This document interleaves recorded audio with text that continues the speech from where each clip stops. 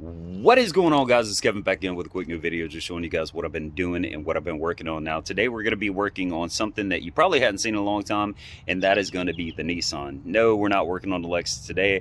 I want to get this Nissan running. It's been sitting for about 6 months now, and the worst thing you do to a car is just let it sit and sit and sit.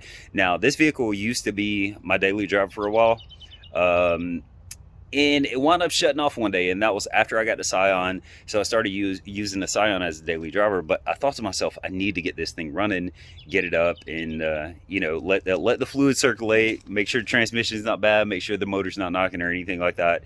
Now I did diagnose it. At first I thought it was a fuel issue, but come to find out it's a spark issue. So it's not getting any spark to the spark plugs at all. So I'm gonna walk you guys through this and come with me. Now understand that what I'm doing on this car works for a lot of different vehicles. This is the same method that you would do to a Honda Civic, most Hondas, any vehicle that has a actual distributor with the coil inside the distributor. This will save you a lot of money when it comes to fixing a no spark issue and not having to change the entire distributor and not having to get into messing with the timing or anything like that. So let's get into it. It's really simple to get this stuff done, and it should only take you no more than 30 minutes. So let's get to it. Okay, so this thing has the 3.3 liter engine out of of course, the Nissan Pathfinder. It's going to have the same engine in the Nissan Xterra, the Mercury Quest minivan. Now, the newer models don't have a distributor themselves. They have plug-on coils, which you'll have each individual coil. You won't have this here. Each coil will be on the spark plugs themselves. They'll just drop down in there. So this one has one coil inside the distributor. And the reason you would want to, if you can, you just change the coil instead of change the distributor. When you're taking out the distributor, a lot of people get kind of confused on the timing, and once you pull this out, you're kind of messing with timing. It's really simple also, but a lot of people just don't like to mess around on this. So with this, I already know that it's the coil that's bad, and I'm not getting any kind of spark to any kind of plugs. So the only thing you're going to need actually to check this and to fix it is going to be an 8mm, a regular Phillips head screwdriver, and one of these spark plug tester or spark testers. Now, these things right here, you can get at Harbor Freight. They're fucking $4, $4.99, and they're really simple to use. It's really easy to use them. So, you can get this and use it on multiple different vehicles. So it's good to have one in your toolbox, in your bag. So pick that up, Harbor Freight, for $4, $4.99, so $5. And then these tools, you should just have, 8mm socket with a ratchet and a Phillips head screwdriver. So yeah, let's get into it, and I'll show you guys how to do it. Now, we know we're getting fuel. We actually sprayed some starting fluid into the intake, and it's still not starting. So now we're going to check and see if we're getting any kind of spark from the distributor itself or from the coil. Now, this thing right here, this rubber boot on the end, what you can do is push the wire and slide it out. This is what I do. We're going to take one of the spark plug wires off the distributor. We're going to take this end and we're going to put it down in here. It's going to put it just like that, and we're going to take this part over here, we're going to stick it into the spark plug wire itself. Now, this is just a gap. If you're getting spark on this, when you turn the engine over, what's going to happen is this light is going to pulsate. If this light doesn't pulsate, it means you're not getting any spark off of the distributor. So it's not going to be your wires or your spark plugs or anything like that. It's going to be something from the distributor cap down to the distributor itself. So let's turn it over and see if we get any spark.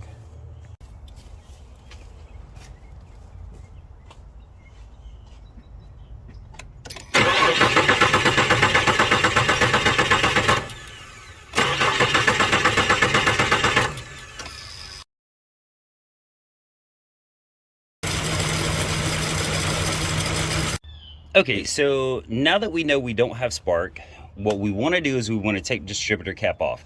Now, in doing all of this and what we're going through in this video, you are not messing with timing, you're not messing with anything like that, so don't worry about it.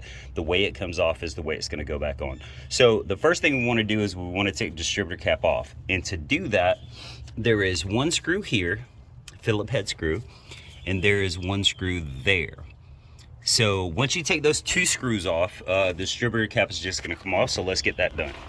Okay, so this is what it's going to look like once you take your distributor cap off.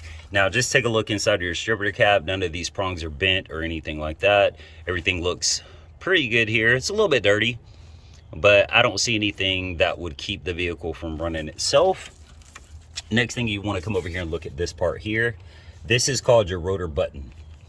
Now over here, there's a little tiny piece of metal strip that goes there, and it distributes the spark from your coil to your rotor button, and this spins, and this little edge here spins around in here and gives spark to each individual spark plug at the correct timing to make the car run properly.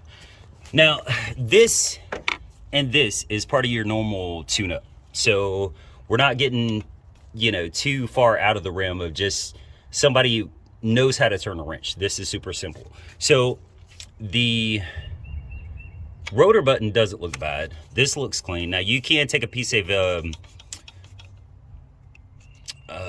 what do you call it? Sandpaper, and sand this a little bit, make sure it's shiny. But right now we're trying to get to the coil. I'm pretty sure that's going to be the issue. So to take this rotor button off, if you can see right here, there is a Phillips head screw, but that's also an 8mm. So we need to take that 8mm out of there. Now, if you're unfortunate and when you stop the motor, the bolt is facing this way, all you have to do is bump the starter and turn it, and this will turn. So once you get it out this way, it's going to be a lot easier to get to that bolt. So let's take that bolt off, and I'll show you guys where we're going from there. Okay, so let's not get freaked out. I'm going to take the little 8, and what we're going to do is we're going to take that little bolt off. It's under here. Now make sure you don't drop it, but once you get that bolt off here,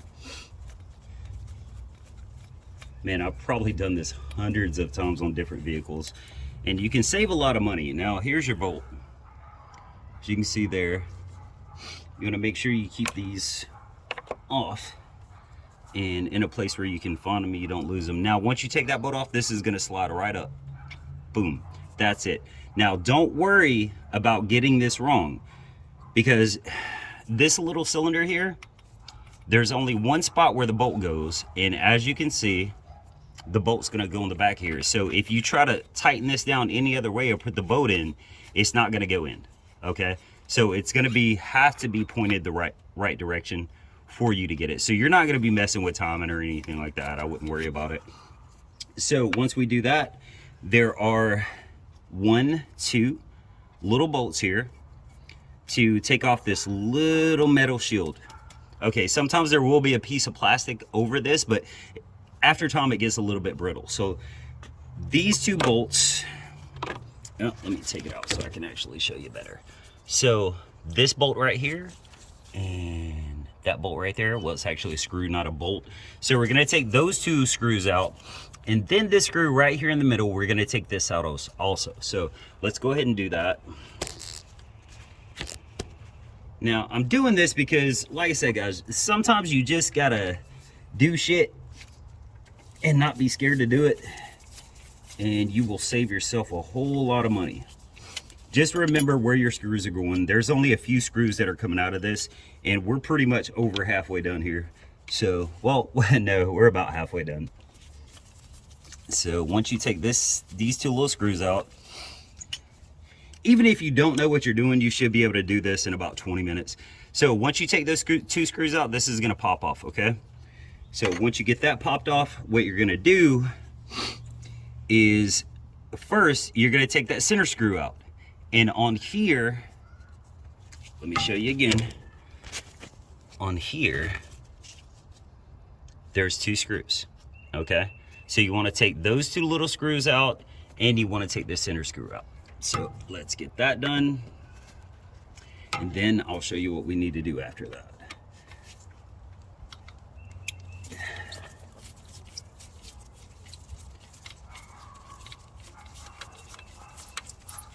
All right, so that center screw is out. This is gonna come off too, okay? And don't worry, this has grooves in it, as you can see right here. So you can't put this one on wrong either. It's only gonna go in there one way.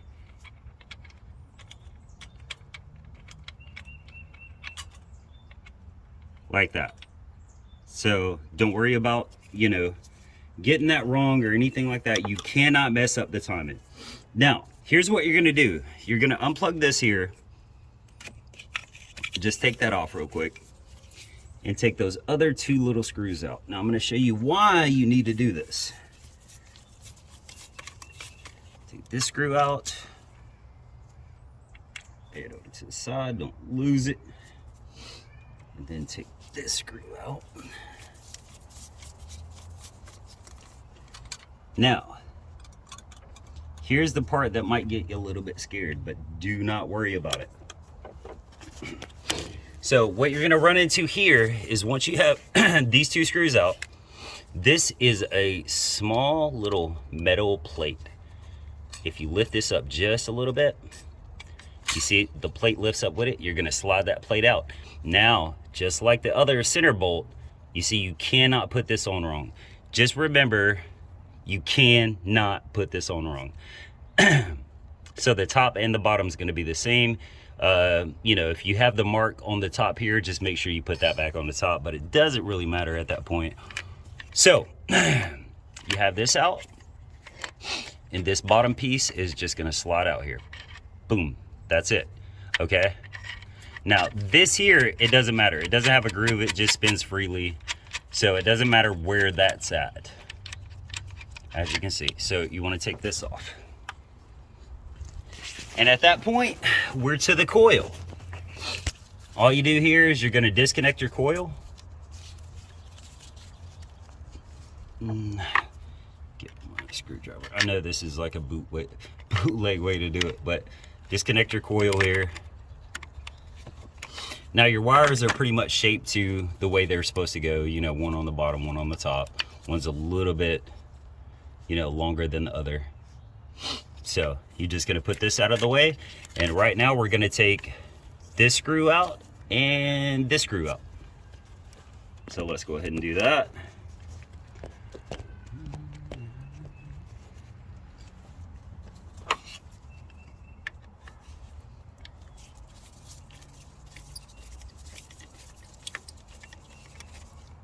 There's one.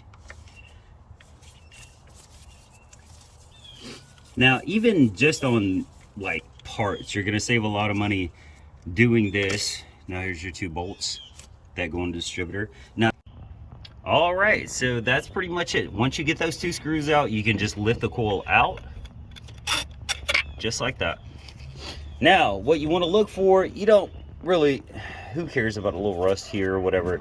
What you wanna look for is this here. You see that looks like a big burn mark? And it looks like there is a crack right here. Now what you're looking for is things like this. And here you can see there's a crack. And you can see that the spark is getting out right here. So the spark is never making it to the rotor button itself. It is sparking out here. So we pretty much know this coil is a piece of shit. So that's pretty much it, but I'm gonna walk you guys how putting the new coil in is super simple. So let's get that. If you don't remember how we took it out, I'll show you how to put it back in. Okay, so now that our coil is in there and the two screws are tightened down, the next thing you wanna do is this here, okay? I'm not sure if you can actually see it too good, but there's a little slit right there. Now, this here goes like this, right? It goes in between the little slit there. So what we want to do is we want to take this, put it down on there like this, where it's supposed to go, Then after we do that, we're gonna take this, put over the top. Now remember, this thing right here does not have a groove in it, so it'll just spin freely. But remember, with this, you do have your little groove. So what you do is, as you're putting it in, you're gonna slide it in to that little groove. Just like so. Now, let me show you again here. So this here, as you put it in, you're gonna slide it into the groove of that. So see how that sets in there? Simple enough, right? All right, we're on the home stretch here. I'm probably gonna edit this down, but it should only take about 20 minutes to do that. So, okay, so the next thing is gonna be this little top piece. As you can see there, it does have a groove. So this is gonna kind of sandwich the little disc in there. See, it's not gonna turn. And then the screw goes in the very top of it, like so. Get it in that little hole. And tighten that bastard down like a boss. Remember your two little screws here. These are gonna go inside of the sensor on one side and the other side. Simple enough, right, guys? Now, let's just hope this bastard works. Now, this truck hasn't been running since, Jesus Christ. Actually, I don't think I've drove this thing since I got the Scion. All right, so next thing you're gonna do is you're gonna put your little metal shield. Well, you can go ahead and plug up your distributor now. I mean your coil here. So you really can't get these wrong. Well, you can. I mean, shit. Yeah, you definitely can. But they're pretty much shaped to how they're supposed to go on there. Now, when you put them on, just make sure that they're not touching. You see, they're not touching. They're pretty close, but they're not touching. All right, so once we got all that, you know, put our little shield back on there. Boom. Get our two little tiny screws.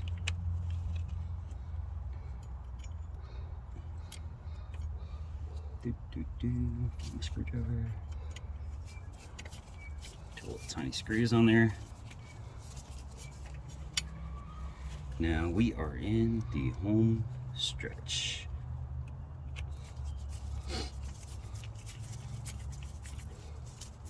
Alrighty.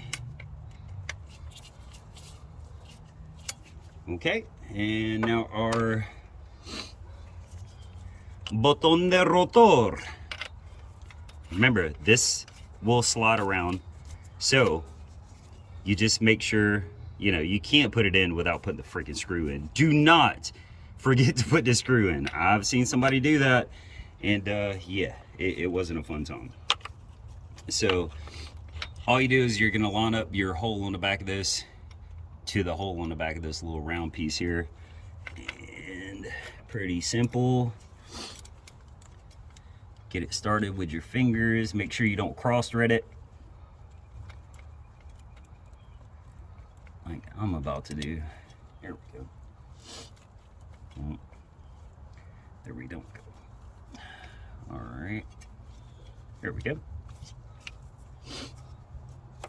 Then we're just going to tighten that bolt down.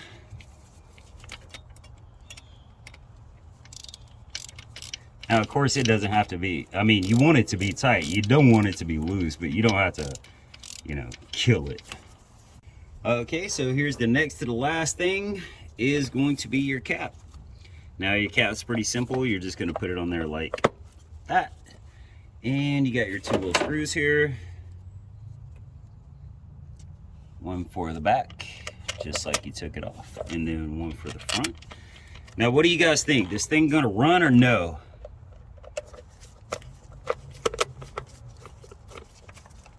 I don't know. I'm hoping that's just the issue. If that's the issue. I actually got the the coil secondhand from the junkyard for like $8 or something, but it was right down the road, so I didn't have to, you know, order it and wait and all that. So, and don't forget to plug your distributor back up right here. Plug that back in. All right, let's see what happens, guys.